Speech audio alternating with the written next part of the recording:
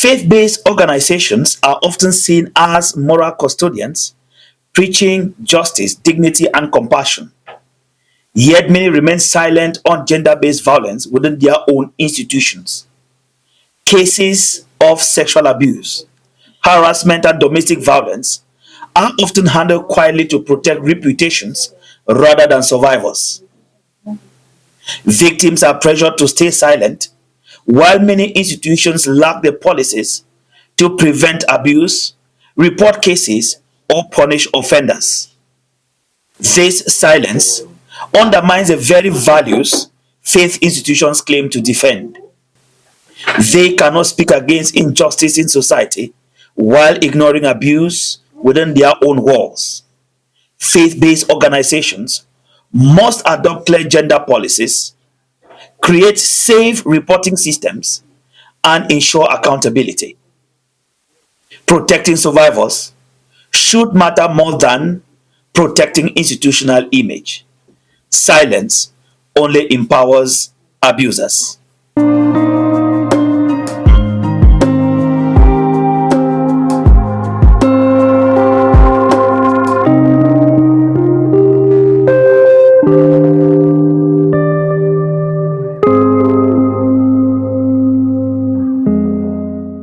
Welcome to today's edition of Community Connect.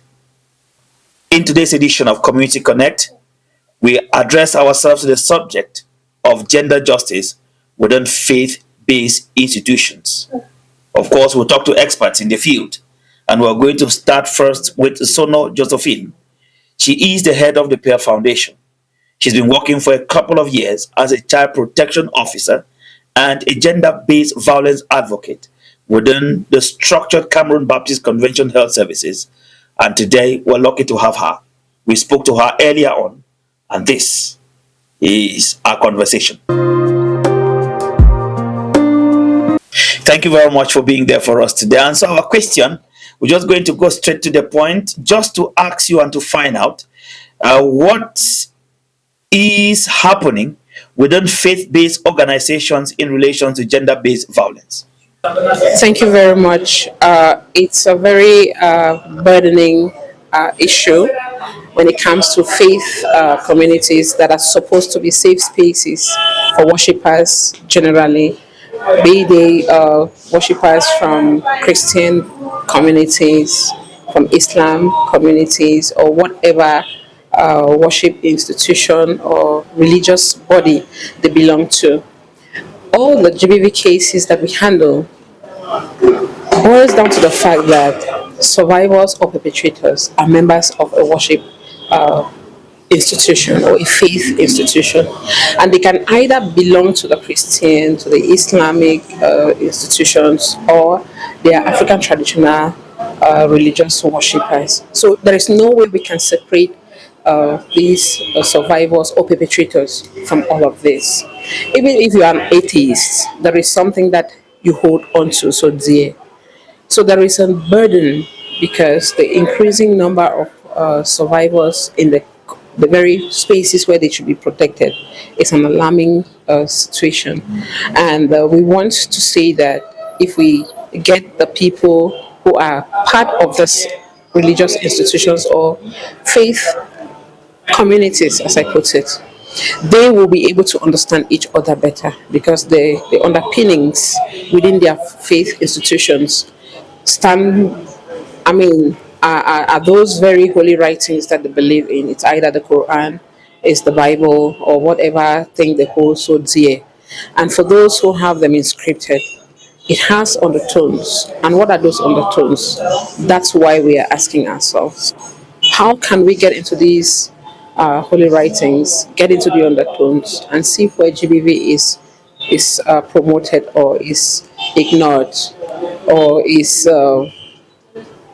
an oversight. I don't know if I can put it as an oversight, or where outrightly there are GBV cases and nothing has happened, or nobody takes the initiative to ensure that justice is provided. And justice, in our opinion, in this context, is restorative. Because in the worship spaces where we find ourselves, the very essence of being in those worship spaces is to see that we are honoring God and we feel okay as God's creation. And if we are not feeling that because of our gender, and in our context, we don't have multiple genders, we have just two because of our context. And the context tells us that we are born male or female. We are men with the different things that make us who we are, and we are women because of the different biological assignments from creation. So when we are men, women, or female and male, because the religious institution says that because of my man's being, these are the things I should do or not do. Because I am a woman, these are the things I should do or not do. These are the expectations from me. These are the values. These are the perceptions and things like that, without checking how those underpinnings are affecting one part of those worshipping in that same faith institution or community, then there is a problem. So that's where we are coming. The burden is there. Those things are happening there, but then nothing is happening. Nobody is taking the initiative to resolve them in a way that worshippers can feel comfortable worshipping alongside other genders. Now, I understand your engagement within faith action across the continent and even beyond, making a case for the Pale Foundation, which is an institution you've created and you've been leading for a while now. Just so we agree, you've been working on this, and seemingly you are now expanding to a network, having many more people join you. Is this that serious, or is that the battle is just beyond Pale Foundation? It's a really heavy burden. The prevalence is so wide. It's so enormous that not even who is Pearl to begin with, not even the Catholic that have the majority of worshippers everywhere in the world, not even the other mainstream religious bodies can be able to address it as a single religious institution. So working from Pearl is because we have had the opportunity to have different stakeholders, different partners, different civil society organizations, different faith institutions come together to see that yes, we have these holy writings that informs us. Because for the Christians that I master so well, their underpinning is the Bible, and there is nothing that they would do that doesn't inform, or the foundation is not from the Bible, whether it is their doctrinal statements, it is their congregational structure, or whatever. It comes from the Bible. And so, if the Bible is that very document that we all ascribe to, and God expects us to work from that perspective, then there is a problem when maybe our doctrinal statement not encompassing for all the people who are supposed to be worshippers. So that's where the problem is. And Pearl Foundation alone cannot handle this. Pearl Foundation cannot break even, not even within the Baptists, because even within the Baptist people have different policies and things that they have put in place. But the thing is still happening. The rates are still alarming.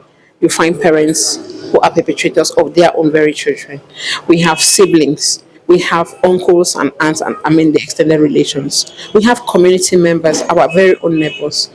And all of these people, interestingly, we gather on Sundays to worship in the same religious institution, or on Fridays, we go to the same mosque. So the question is, how do we who lead these communities think differently from how we have been doing things and say, okay, these things are happening to our own very members. You see, how can we address it so that we also are not victims? Because when one person is a victim, it is the entire family that is affected. So, how can we put our heads together and say that, okay, we have this underpinnings in our context, in our holy writings? What is it that is common? What is it that is not God glorifying? What is it that is affecting the other person that I have a privileged position because we have chosen it to be that way? How can we now be more humane using the very God underpinning from the holy writing? Because God is someone who hates injustice. He doesn't want oppression. So if we are worshiping that same God who doesn't want it, then we should be asking ourselves, how can we now use the perspective of God through the holy writings that we have to ensure that every member, whether it's a male or a female, is a man or a woman, is able to feel belonging, to know that that's a safe space. That if I could speak to my pastor, I could speak to my imam and tell them that this is what I'm going through. They will not look at it from the perspective that, well, this guy who is the perpetrator is a man, I will not be able to do anything, let it stay that way, because the underpinnings are favoring the man, or vice versa. So this is where we are coming from. How can we now question what is in the Bible? We are not questioning it that we should rewrite it. God forbid. We are asking ourselves, looking at one of the stories in the Bible, for instance, the story of Amnon and Tamar. Tamar is a survival. It is recorded in the Bible in Second Samuel chapter 13. This story is so aching to know that there is someone who could give justice to this girl, this lady who was raped by her own very step half brother. The person who could give justice was at the same time the father and the king. I'm talking about King David. But he did nothing. He was angry that Amnon, his son, did this to the half brother, but he did nothing. He was angry that the other son connived with Amnon, his son, to do this kind of a thing. He did nothing. The brother also, Absalom, was very angry but did nothing. But if you read the entire story, you see that at the end of the day, David's kingdom was divided. There was chaos in David's reign because of something that he ignored. So we don't want to get to the level where we'll be having the Osina cheese in our context. We don't want to get to the level where we'll be regretting that if we had done something. We want to ask ourselves, what can we be doing proactively to ensure that we go again into our holy writings, look at what is there, and see how we can intentionally put in place things that will be able to help every worshiper feel belonging, because that's what gender equality and gender justice is all about. Now, one of the things we're also gathering is that, for instance, the Catholic Church, for instance, actually speaks to the subject of gender-based violence through maybe some channels like the Catechism of the Catholic Church, is generally referred to as a CCC, or the canon law, or the code of the canon law, which is used by the Catholic Church. I mean, therein, they present to you humanity as equal, both male and female. And I think away from that, they have also created other institutions like the Justice and Peace Commission in the case of Bamenda. And I'm also informed reliably that the Cameroon Baptist Convention also has internal policies that speak to the subject of gender. Now, lots of faith-based organizations do not, have gender policies. How important is this at this point in time? Very, very. I want to say thank you to the CBC Health Services and the hierarchies of the CBC generally, because within our education milieu, there is a safeguarding policy as well. I want to say thank you to all the hierarchy who had given me the opportunity to facilitate the development of all of this. It went through different channels until the boards came together and approved, and now it is policy. This is since 2014, and we have been having opportunities to revise. This is different from looking at maybe the Baptist handbook that informs how churches are structured. Because these policies were developed especially within the health board. Now, when we come to how the churches are structured and they are functioning, it is the CBC handbook that informs that. But we do not have underpinnings that will be able to tell that if this happens in a church, these are the strategies to use to be able to redemptively or restoratively give justice to the survivors. So this is where we are crying foul. That, like in the CBC churches and to other churches that do not all, let me call it faith institutions or communities, wherever you are worshiping and whatever you hold so dear as your supreme authority, what are the things we can do to make sure that one, we have these policies that are in place, and two, we elaborate strategies that can support the identification, holistic referral and intervention of survivors when they are faced with one violence or the other. That will help to reduce, because if the church already knows or the worship house already knows that there is something like this in place, lots and lots of people will be able to shy away, because I think there is impunity, or there is the prevalence, the increase in the prevalence because there is ignorance. For instance, the Baptist handbook, not everybody is aware or understands the content, because you have to buy it, you have to read it, and you have to understand the mind frame of those who drafted it. So it is not readily accessible to worshippers. And what do we do if we have faced with all of this? Are the questions that we are raising. Thank you very much, Madam Josephine, for creating time to talk to us.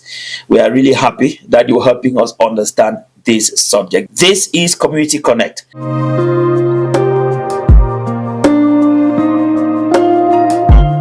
We'll now be talking to our next guest, who is a major actor in the area of, gender-based violence as a subject in our community. She is Boyo Maureen.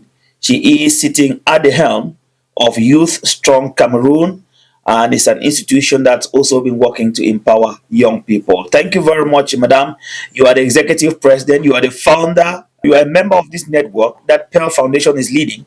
And I want to just find out from you very quickly, how seriously do you see this subject of gender justice within faith-based institutions? Justice remains what seemingly is a missing puzzle in the equation of life, particularly when we are looking at the African context, and when you come to the level of Cameroon,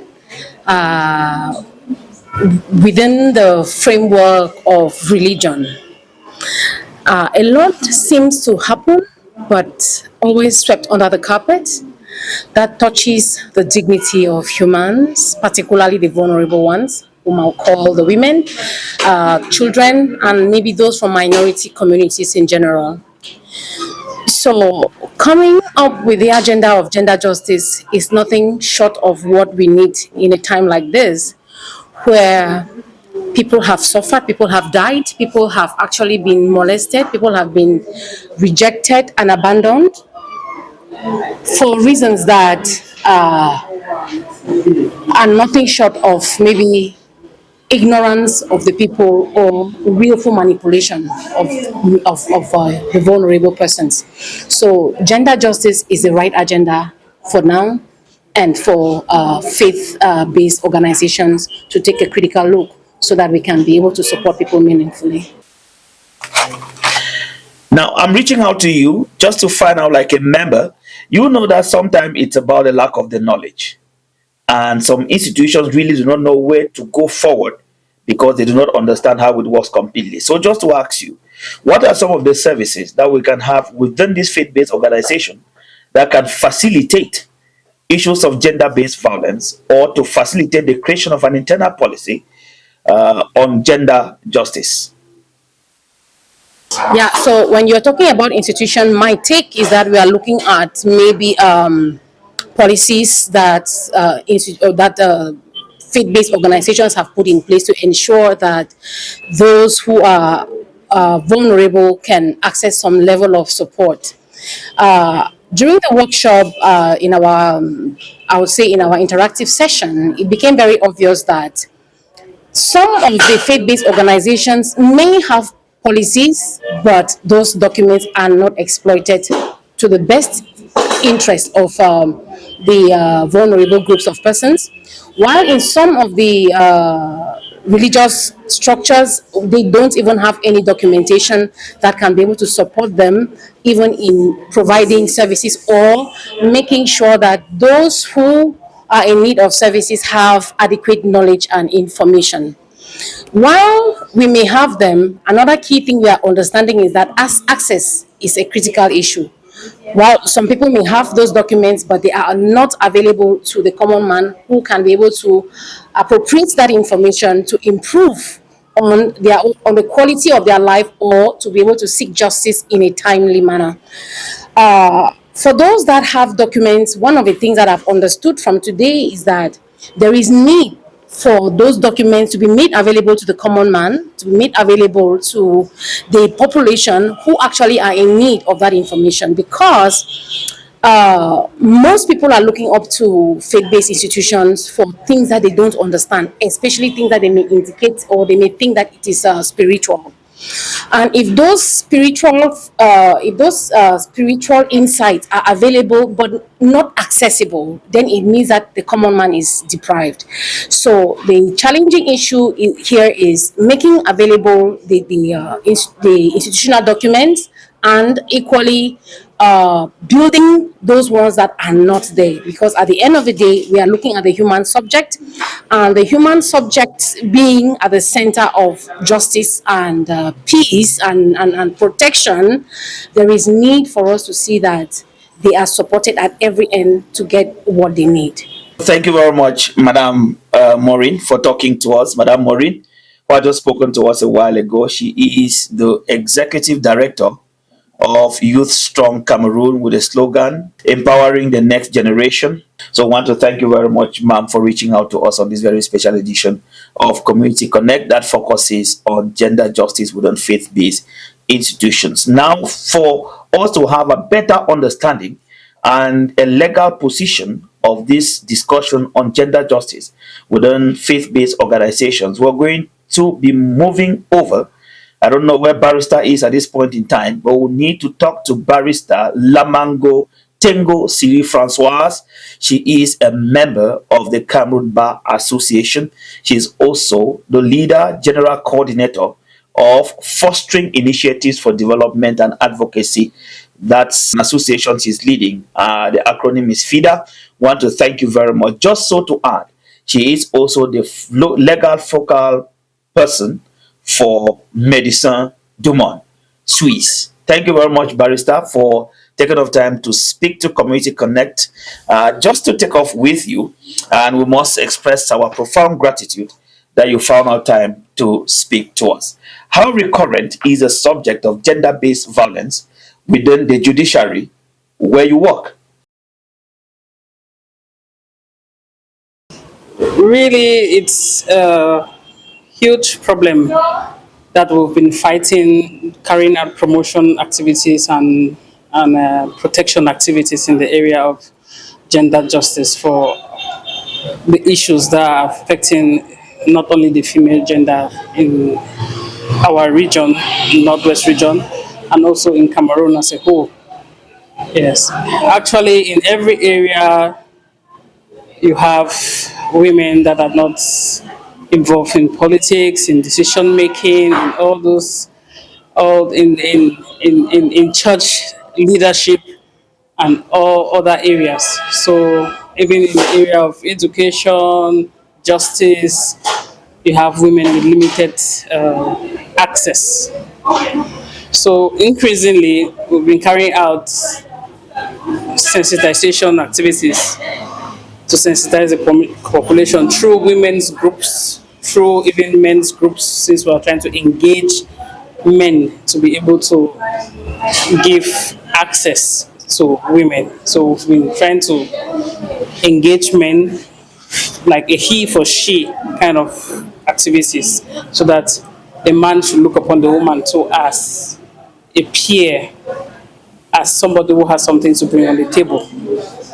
In that area too, we'll be having a lot of violations for carrying out protection activities, because there are a lot of violations in the area of human rights, in the area of gender-based violence, sexual reproductive health, and also we've been having activities in promotion and the ones in protection for violations that have already taken place.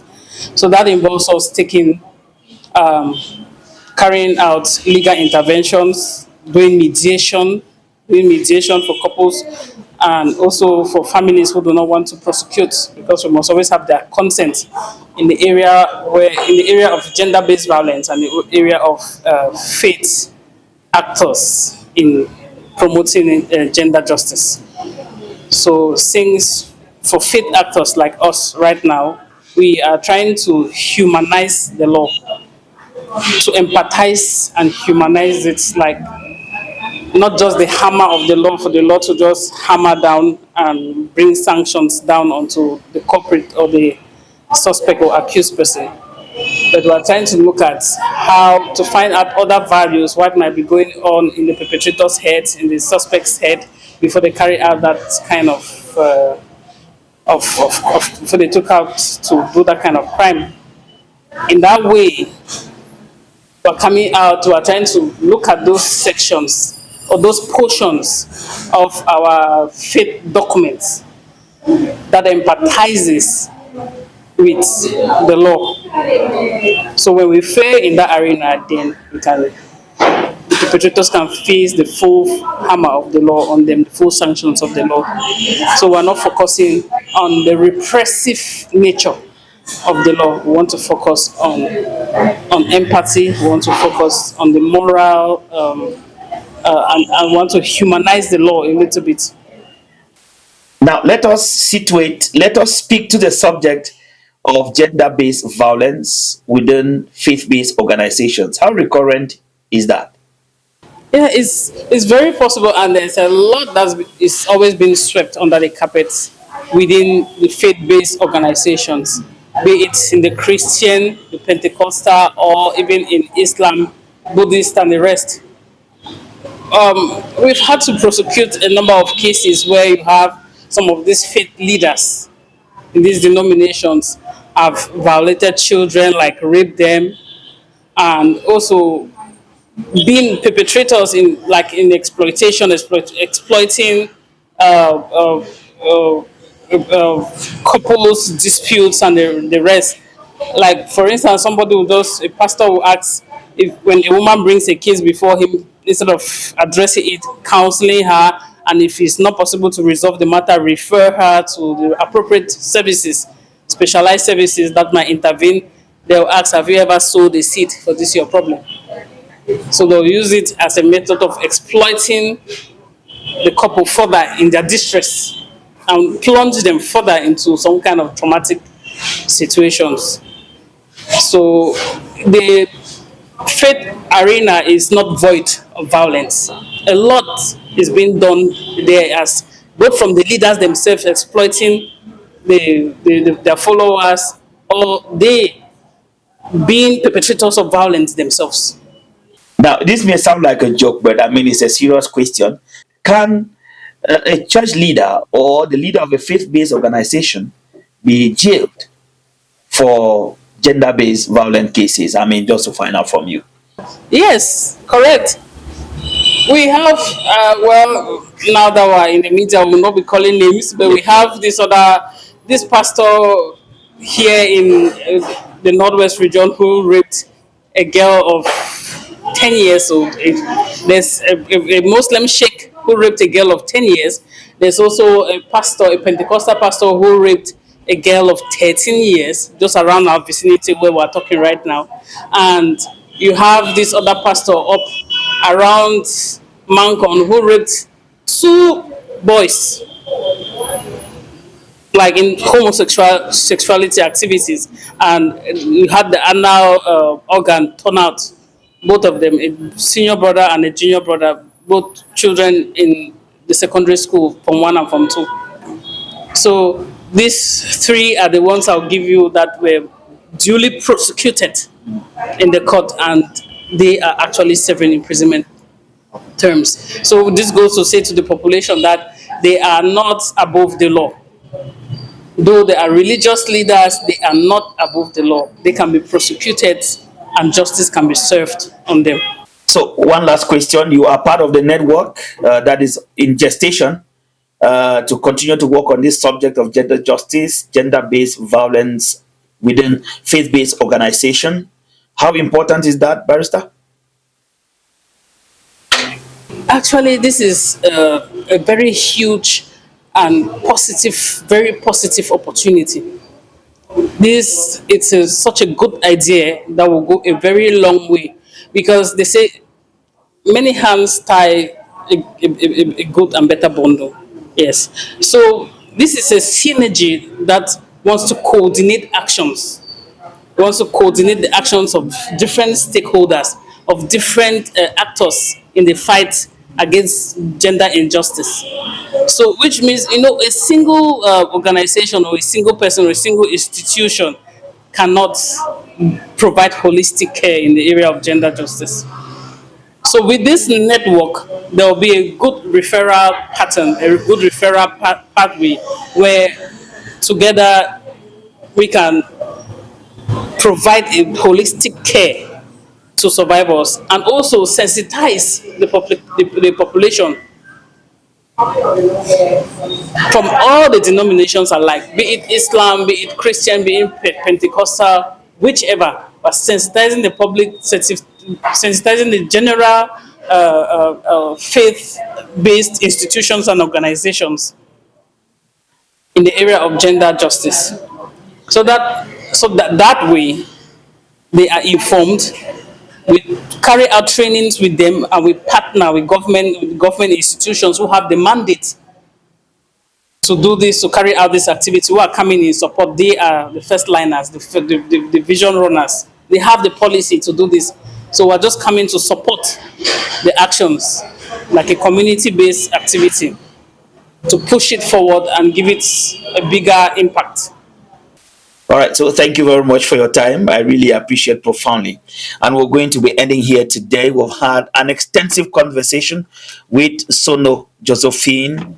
She is head of Pearl Foundation, and of course, she has been working on the subject of gender justice and gender-based violence within faith-based institutions. I want to thank you very much, ma'am, for having time to talk to us. We also explain our gratitude to Madame Boyo Morin of Youth Strong Cameroon. She found our time to speak to us, and of course, a senior barrister at law, Barrister Lamango Tengo Cyril Francois. She is the general coordinator of FIDA. She is a legal focal point person for Medicine de Monde Suisse. I want to thank you very much, all of you, for taking off time to speak to today's edition of Community Connect. We're going to leave it here for today. We will leave you with the encouragement that you should find time to continuously visit www.hilltopvoices.com, where the news is, especially community development information. Faith-based organizations must adopt clear gender policies, create safe reporting systems, and ensure accountability. Protecting survivors should matter more than protecting institutional image. Silence only empowers abusers. And that's how we end today's edition of Community Connect. Goodbye.